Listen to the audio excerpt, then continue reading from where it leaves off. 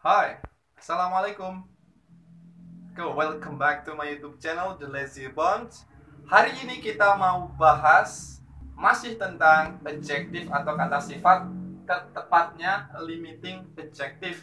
Ya, limiting adjective yang nomor 3 yaitu possessive. Tahu kan kata-kata possessive? Kamu tuh kok posesif banget ya? Rasa kepemilikannya tuh besar. Oke. Posesif itu maknanya kepemilikan. Nah, di dalam limiting adjective, posesif itu ada dua. Yang pertama itu possessive adjective, yang kedua adalah possessive genitive.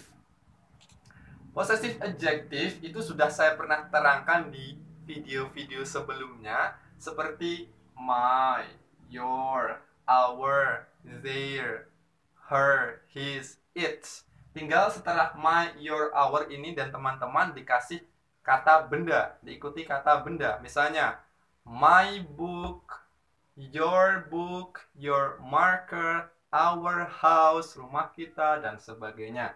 Karena my, your itu sebagai adjektif, dan adjektif membutuhkan noun untuk disifati. Terus yang kedua ini possessive genitive.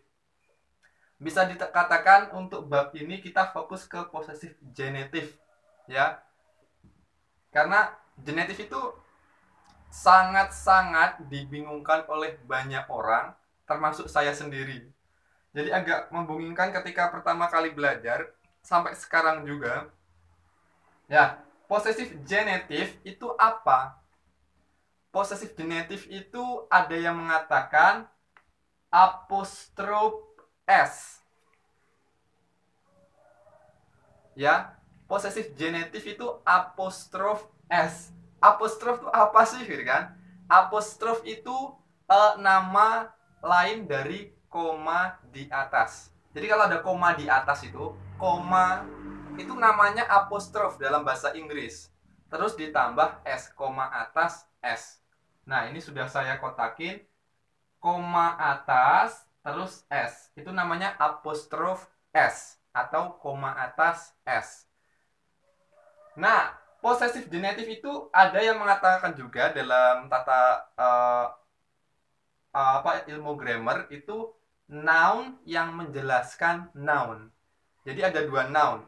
Noun satu menjelaskan noun satunya. Jadi kan biasanya ada adjektif yang menjelaskan noun. Misalnya beautiful girl. Cewek yang anak perempuan yang cantik. Kalau ini kata benda, dua kata benda. Dua kata benda yang yang saling menjelaskan. Nah, genetif kan tentang kata benda, dua kata benda. Nah, di sini dibagi dua genetif. Yang pertama benda hidup sama benda mati. Pertama ini benda hidup, itu ciri-cirinya nanti ada ini, apostrof s. Ya, untuk benda hidup, bisa manusia, bisa hewan, yang penting hidup. Nah, kalau untuk benda hidup itu biasanya nggak perlu koma atas s untuk menunjukkan kepemilikannya. Misalnya nih, contoh simpelnya, ini spidolnya Hendra. Hendra kan saya misalnya. Spidolnya Hendra.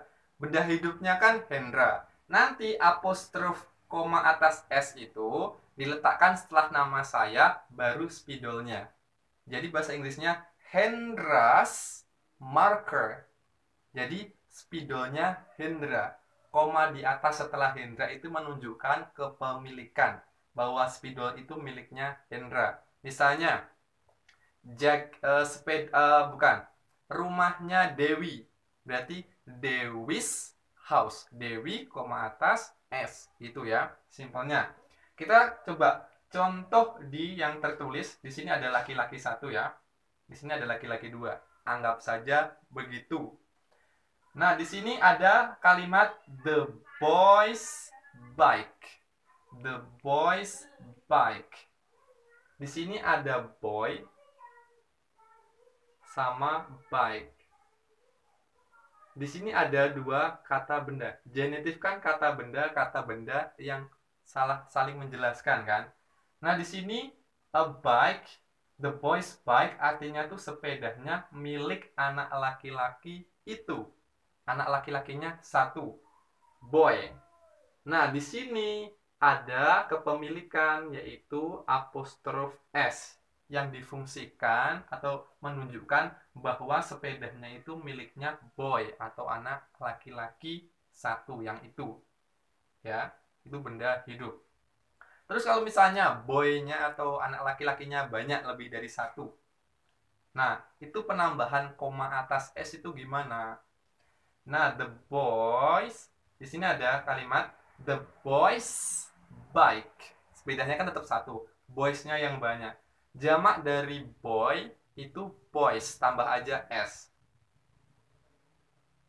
Nah, ketika bendanya sudah jamak atau benda hidupnya sudah jamak, itu nanti cukup nambah koma. Nggak perlu nambah s lagi di sini. Ini s-nya dihapus. Jadi yang benar the boys, koma aja di atas baru bike. So bedanya kalau bendanya tunggal, the boy, koma s, bike, the boys bike. Kalau benda yang miliki banyak, orangnya banyak, itu tinggal jamaknya kan kalau reguler itu tambah aja s, terus tambah aja koma, nggak perlu tambah s lagi. The boys bike. Gimana kalau misalnya bendanya itu irregular, nggak beraturan, seperti misalnya child. Child itu kan satu, anak satu. Kalau anak-anak banyak itu kan children. Nah kan, beda kan? Kalau ini kan boy satu, tapi jamaknya beraturan, tinggal nambah s. Kan ada kata benda yang jamaknya beda dari tunggalnya. Child. Itu gimana? Kalau misalnya sepedanya anak anak itu, nah, satu, the child, koma atas bike. Nah, ini child, anaknya satu, terus sepedanya satu. Kalau anaknya banyak, kan children jamaknya, nggak perlu pakai s. Jadi nanti kalau untuk yang kata benda yang jamaknya tidak beraturan, tinggal the children. Nah, kalau ini tambah, tetap ditulis koma sama s-nya, apostrof s, bike. Kalau ini boy, noun yang beraturan jamaknya. Kalau ini noun yang jamaknya nggak beraturan, contohnya. Jadi gini sama gini tetap ya, karena children sudah jamak. Gitu untuk apostrof s. Nah, di sini ada noun yang menjelaskan noun. Boy ini menjelaskan bike.